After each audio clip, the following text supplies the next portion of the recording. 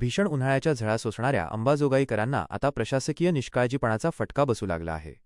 शहरातील मांडवा रोडवरील पाण्याच्या टाकीसमोर गेल्या 12 तासांपासून पाण्याची मुख्य पाईपलाईन फुटली असून लाखो लिटर पाणी रस्त्यावरून वाहत आहे. विशेष म्हणजे या गंभीर परिस्थितीकडे नगरपालिकेने पूर्णपणे दुर्लक्ष केल्याचे चित्र दिसत आहे. मांडवा रोड परिसरात आज सकाळपासून पाईपलाईनमधून पाण्याची मोठी गळती सुरू आहे. रस्त्यावर पाण्याचे पाट वाहत असल्याने पायी चालणेही कठीण झाले आहे.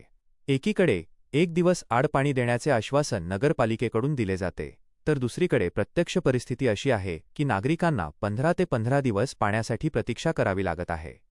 अशातच हाताशी आलेले लाखो लिटर पाणी दुरुस्ती अभावी वाया जात असल्याने संताप व्यक्त होत आहे.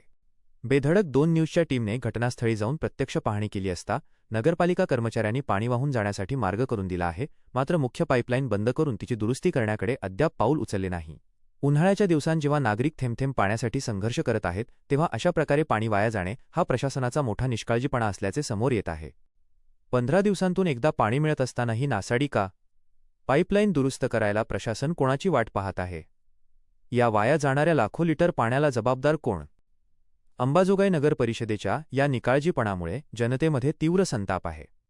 तात्काळ दुरुस्ती न झाल्यास पाणीटंचाईचे संकट अधिक गडद होण्याची शक्यता वर्तवण्यात येत आहे.